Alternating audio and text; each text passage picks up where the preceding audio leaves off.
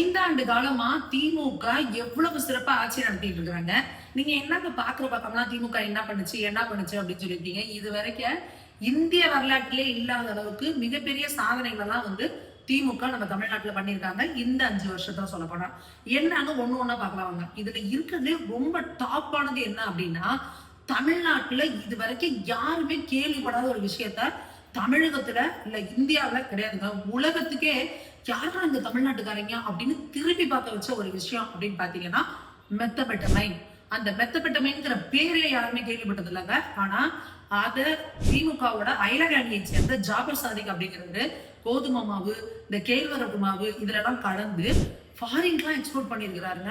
அப்படி உலக நாடுகள்லாம் வியந்து பார்த்த ஒரு கட்சி திமுக. இப்படிப்பட்ட சாதனையாளர்களா இருக்கிற இடம் தமிழகம் அப்படிங்கிற ஒரு மிகப்பெரிய சாதனைய இந்த திமுக அரசு பண்ணிருக்கு. இது மட்டும் கிடையாதுங்க, கஞ்சா கஞ்சா முட்டாய் என்னென்னமோ சொல்றாங்க, கூலிப்பு, இந்த மாதிரி கேள்விப்படாத நிறைய விஷயங்கள்லாம் பள்ளி மாணவர்கள் கஷ்டப்படக்கூடாதுன்னு ஸ்கூல் வாசல்லே கிடைக்கிற அளவுக்கு மிகப்பெரிய சாதனை பண்ணியிருக்கு இந்த திமுக அரசு. பெண்களுக்கு தமிழ்நாடு எப்பவுமே பாதுகாப்பான இடம் அப்படிங்கறத நம்ம எல்லாரும் கேள்விப்பட்டிருக்கோம். ஆனா 2 வயசு பச்சை குழந்தைய கூட பாலியல் துன்புறுத்தல் கொடுத்து கொள்ற திமுக நிர்வாகிகள் அதிகமா இருக்கிற ஒரு கட்சி அப்படிங்கிற ஒரு சாதனையே பண்ணிருக்கு.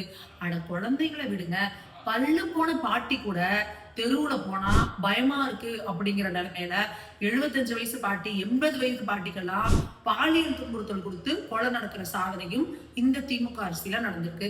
சரிங்க, வெளியில தான் பெண்களுக்கு இவ்வளவு பிரச்சனை, நிம்மதியா குழந்தைய காலேஜ்ல கொண்டு விடுவாங்க, கேம்பஸ்குள்ள பத்திரமா இருப்பாங்க அப்படின்னு பார்த்தா அண்ணா யூனிவர்சிட்டி கேம்பஸ்குள்ளேயே ஒரு மாணவிக்கு பாலியல் துன்புறுத்தல் கொடுத்த ஒரு திமுக அனுதாபி அப்படிங்கிறவங்களாம் அது போன்ற சாதனைகளையும் செஞ்சது இந்த திமுக அரசு. சரிப்பா, நீங்க வீட்டுலதான் பிரச்சனை, காலேஜ்ல தான் பிரச்சனைனா உங்க தொல்லையே வேணாம், இப்ப நாங்க வெளியிலேயே போயிடுறோம்ப்பான்னு சொல்லி பிளைட் ஏறினா இந்த திமுக நிர்வாகிகள் பாத்தீங்கன்னா இந்த ஊபிஸ் அந்த பிளைட்ல இருக்கிற ஏர் ஹோஸ்டஸ்க்கு பாலியல் துன்புறுத்தல் கொடுத்துருக்குறாங்க திமுக நிர்வாகி. ஒருவேளை நம்ம உதயநிதி ஸ்டாலின் ஒரு படம் நடிச்சிருப்பாரு ஹன்சிகா கூட, அதுல ஹன்சிகா ஹேர் ஹோஸ்டஸா வருவாங்க. அங்க போய் இவங்க போய் அவருக்கு அவங்களுக்கு பயங்கரமா டார்ச்சர் எல்லாம் பண்ணுவாங்க. சோ அதை முன்னுதாரணமா வச்சு இந்த திமுக நிர்வாகி பண்ணியிருக்கிறாங்களா அப்படிங்கறதும் புரியல. இது மட்டும் தான் பெண்களுக்கு சாதனை செஞ்சிருக்காங்களான்னா கிடையாதுங்க. பெண்களை தெய்வமா மதிக்கக்கூடிய தமிழகத்துல பெண்களையே பிடிக்க வச்ச பெருமை இந்த திமுக தான் செய்யறோம். இன்னைக்கு சமூக வலைதளங்கள்ல பல போஸ்ட் பாத்தீங்கன்னா பெண்கள் டாஸ்மாக்ல சரக்கு குடிக்கிறத பாக்குறோம், மாணவிகள் ஸ்கூல் கேம்பஸ்லயும் காலேஜ் கேம்பஸ்லயும் பீர் பாட்டில் கைமாத்திக்கிறத பாக்குறோம். பெண்களே இந்த கஞ்சா, ட்ரக்ஸ், அப்புறம் போதை ஊசி இது போன்ற விஷயங்களுக்கும் ஆளாகி இருக்கிற மிக பெரும் கொடுமைகளையும் அவலங்களையும் செஞ்சுட்டு இருக்க சாதனையை திமுக செஞ்சிருக்கு. அடுத்ததான் எல்லாமே பெண்கள் தான். ஏன்னா திமுக மாதிரி பெண்களுக்கு மரியாதை கொடுக்கக்கூடிய கட்சியை நீங்க வரலாற்றிலே பார்க்க முடியாது. ஏன்னா அவங்க ரத்தத்திலேயே ஊறி பண்ணுது.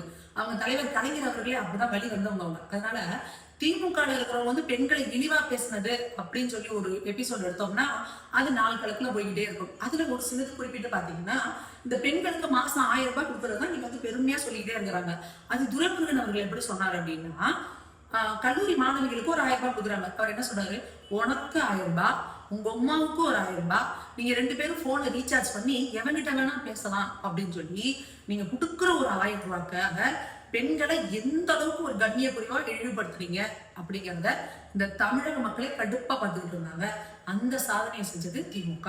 அடுத்து பாத்தீங்கன்னா அவரோட பையன், அப்பா மேல தானே புள்ள இருக்காரு, அவர் சொல்றாரு கதிரானந்து, என்ன மூஞ்சிலாம் பளபளன்னு பவுடர் போட்டீங்களா, 1000 ரூபாய் வந்துருச்சா அப்படின்னு சொல்லி பெண்களை ஸ்டேஜ்ல இருந்து அவ்வளவு இழிவா பேசினவர் திமுகவோட கதிரானந்த். அடுத்து நம்ம பொன்முடி விடியல் பயணம் தரேன் அப்படின்னு சொல்லி இலவச பயணம் ஒரு 10 ரூபா டிக்கெட், 10 ரூபா காசுக்கு ஒரு டிக்கெட்டை கொடுத்துட்டு பெண்கள் என்ன சொன்னாங்க, ஓசியில போறேன் ஓசியில அப்படின்னு சொல்லி பெண்களை ரொம்ப கண்ணிய குறைவா இழிவுபடுத்தின சாதனைய திமுக செஞ்சிருக்கு. அடுத்ததான் பாத்தீங்கன்னா டாஸ்மாக்ல டார்கெட் வச்சு வியாபாரம் 55,000 கோடி. இது மட்டும் இல்லாமல் 24/7 சரக்கு சப்ளை. கொஞ்சம் கூட குடிமக்கள் மனசு வருத்தப்படக்கூடாது அப்படிங்கறதுல ரொம்ப தெளிவா இருக்கு. தீபாவளியா 718 கோடி, பொங்கலா 550 கோடி, குடியரசு தினமா 200 கோடி அப்படின்னு குடிமக்களோட மனசு வருந்தாத அளவுக்கு குடிமகன் அப்படின்னு சொல்லிட்டா, குடிகார பெயர் அப்படின்னு சொல்லிட்டா கூட எங்க மனசு வருந்தி குடிய விட்டுருவானோன்னு மதிப்பிரியர்கள்னா உங்களை அன்போடு அழைக்கணுங்கிற சாதனைய செஞ்சதும் திமுக தான். அடுத்ததான் இவ்வளவு சாதனைகளை பேசுறப்போ திமுகன்னு பேசினா அதோட துணை முதல்வர் உதயநிதி ஸ்டாலின் அவர்களை பத்தி பேசாம போனோம்னா அது வந்து தெய்வ குத்தம் ஆயிடுதுங்க. உதயநிதி ஸ்டாலின் அவர்கள் விளையாட்டுத்துறை அமைச்சரா இருக்கும் பொழுது நான் வந்து இந்த மாற்றுத்திறனாளிகளுக்கான ஒரு உலகக்கோப்பை கிரிக்கெட்டை நான் ஜெயிச்சிட்டேன் அப்படின்னு சொல்லி ஒரு பொய்ய சொல்லி விளையாட்டுத்துறை அமைச்சர்கிட்ட வந்து ஒரு டிராஃபியை கொடுத்து ஒரு போட்டோ எடுத்துக்கிறாங்க. அது உண்மையா என்னன்றதை விசாரிக்கிற அளவுக்கு கூட காமன் சென்ஸ் விளையாட்டுத்துறை அமைச்சருக்கு இல்ல. சரி, இவர் தான் அந்த பொய்யை இப்படி சொல்லிட்டாரு, ஒரு மாற்றுத்திறனாளி அப்படிங்கிற ஒரு இதுல ஒரு இதுல பரிதாபத்துல அவர் வந்து அவரை சேர்த்திருக்கலாம் அப்படின்னு எடுத்தா கூட அடுத்து முதலமைச்சர்கிட்ட கூட்டிட்டு போறாருங்க. முதலமைச்சர்கிட்ட கூட்டிட்டு போய் ஒரு கப்பை கொடுத்து போட்டோ எடுக்கிறாரு. இதுல என்ன ஹைலைட்னா, விளையாட்டுத்துறை அமைச்சர் உதயநிதி கிட்ட கொடுத்த கப்பு வேற, இதே முதலமைச்சர் கிட்ட போய் அவர் கொடுக்குற கப்பு வேற.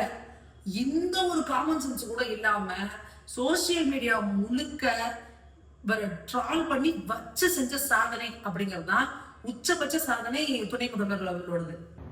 திமுகவோட சாதனைகள் அப்படின்னு நம்ம சொன்னோம் அப்படின்னாவே முதல்ல வந்து நிக்கிறது பட்டியலின மக்கள் மீதான தாக்குதல்கள். குறிப்பா வேங்கை வயல்ல குடிக்கிற தண்ணியில மலத்தை கலந்துட்டாங்க அப்படிங்கிற வரலாற்று சாதனைய திமுக செஞ்சிருக்கு. திமுக ஆட்சியில தான் பட்டியலின மக்கள் மீதான கடுமையான தாக்குதல்களும் அதுக்கு கொடுக்குற குற்றங்களும் கூட ரொம்ப கம்மியா இருக்குன்னு பட்டியலின மக்களுக்காக நாங்க தான் போராடுறோம்னு சொல்லிக்கிற விசிகால இருக்கிற ஒரு எம்பியே குரல் கொடுக்குற சாதனை எல்லாம் திமுக தானே நடந்துச்சு. ஒரு சக மனுஷன் குடிக்கிற தண்ணியில நீங்க மலத்தை கலக்குறீங்கன்னா எந்த அளவுக்கு உங்க ஆட்சியில பட்டியலின மக்கள் மீதான வன்மமும் நீங்க அதை கொஞ்சம் கூட அது மாதிரி காட்டுறவங்கள நடவடிக்கை எடுக்கல. இப்ப வரைக்கும் அது யாரு அப்படிங்கிறது தெரியவே இல்லைங்கிறதுதான் இந்த திமுக ஆட்சியோட உச்சபட்ச சாதனை. இல்லாம இவங்க மக்களை மட்டும்தான் டார்ச்சர் பண்றாங்களா, பெண்களுக்கு தான் பிரச்சனையா, இளைஞர்களுக்கு தான் பிரச்சனையானா? கிடையாது. நம்ம மண்ணுக்கும் பிரச்சனை, நம்ம மலைகளுக்கும் பிரச்சனை. பல இடங்கள்ல மலைகளை காணோம், மலைகளை பாலம் மூலமா பொழந்து ஃபுல்லா கனிம வள கொள்ளையில ஈடுபட்டு இருக்காங்க. பல இடங்கள்ல ஆறுகள்ல மணலே இல்ல, ஒட்ட எல்லாம் காலி பண்ணியாச்சு. ஏரி குளங்களை தூர்வாருவாங்கன்னு பார்த்தா ஏரி குளங்களே இல்லாத அளவுக்கு காண அடிச்சுட்டாங்க. இந்த மிக பெரும் சாதனை, இதை நம்ம சாதனைன்னு ஒரு விளையாட்டுக்கு கூட நம்மளால சொல்ல முடியல. இந்த நம்மளோட வரலாற்று துரோகம், நம்மளோட ஒரு தலைமுறையோட சாபம் இந்த திமுகவை சும்மா விடாது அப்படிங்கிற ஒரு மிகப்பெரிய வைத்தறிச்சலும் வேதனையும் நமக்கு இருக்கிறது வந்து யாராலையும் மறுக்க முடியாது. இதுக்கு அடுத்த விஷயமா பாத்தீங்கன்னா ஊழல்.